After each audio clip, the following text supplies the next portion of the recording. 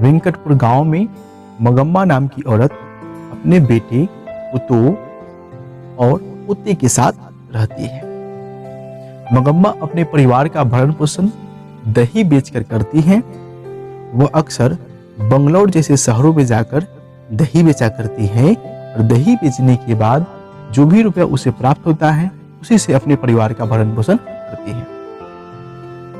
जब भी वह दही बेचने जाती है बंगलौर शहर में, तो लेखक के घर जरूर जाती है और लेखक के घर भी दही बेचती है और अपने सुख दुख को वहां पे बताती है।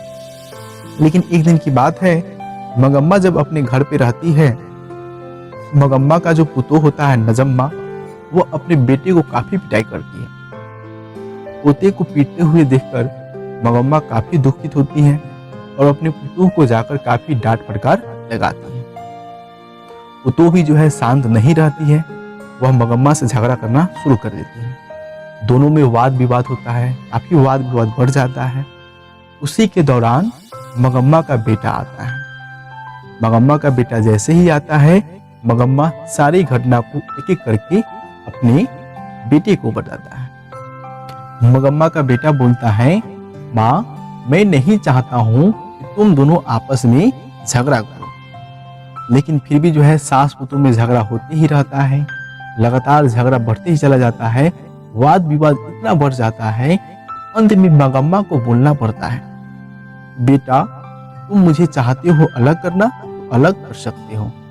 बेटा बोलता है कि माँ, मैं तो अलग करना नहीं चाहता हूँ, लेकिन अगर आप शर्त रखते हैं कि पत्नी और माँ में किसे चुना जाए, मैं अपनी पत्नी को चुनूंगा, क्योंकि मेरे सिवा इसका कोई और नहीं है, आप तो अकेले भी रह सकते हैं।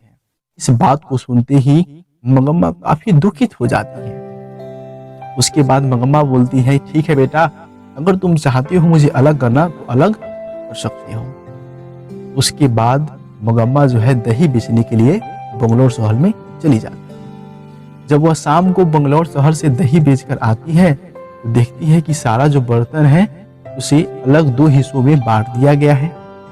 उसका बर्तन अलग साइड में रख दिया गया है, वैसा ही बर्तन रखा गया है। मंगम्मा समझ जाती है, बेटा पुतोह जो है मुझे अलग कर दिया है। फिर भी मंगम्मा थोड़ी सी दुखित होती है, लेकिन फिर से जो है सुखी रहना शुरू कर देती है। खाना बनाती है, आती है और बंगलौर शहर में चली जाती है दही बेचने। जब मंगम्मा अपने बेटे पुतोह से अलग हो जाती है, वह सोचती है कि अब मैं किसके लिए धन कमाऊं। जो भी रुपया वह कमाती है, वह अपने आप पर खर्च करना शुरू कर देती है।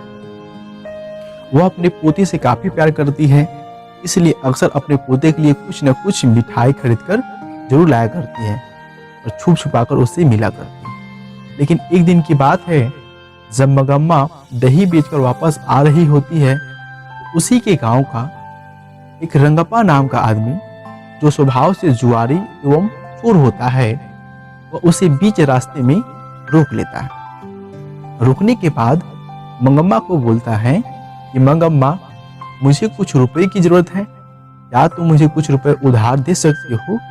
मंगम्मा बोलती है कि मेरे पास कोई रुपए नहीं है।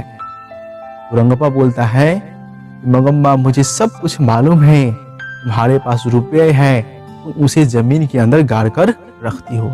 इस बात को सुनकर मंगम्मा घबरा जाती है और कैसे भी करके वहां से वापस चली आती है।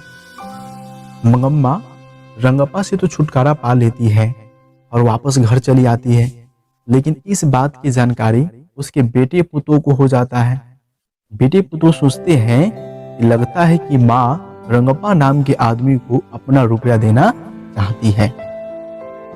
बेटे पुतोह को अपनी गलती का एहसास हो गया रहता है। वह सोचता है कि माँ से अब हमें माफी मांग लेनी चाहिए, क्योंकि कहा गया है जब दूरियां बढ़ता है तो प्यार भी बढ़ता है।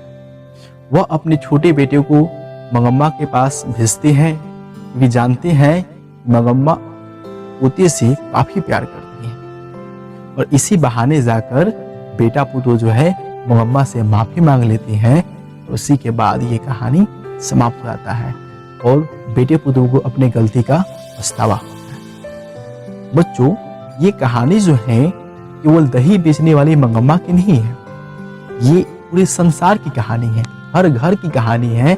हर उस मंगम्मा के साथ ऐसा ही होता है। इस कहानी से आपको क्या सीख मिला?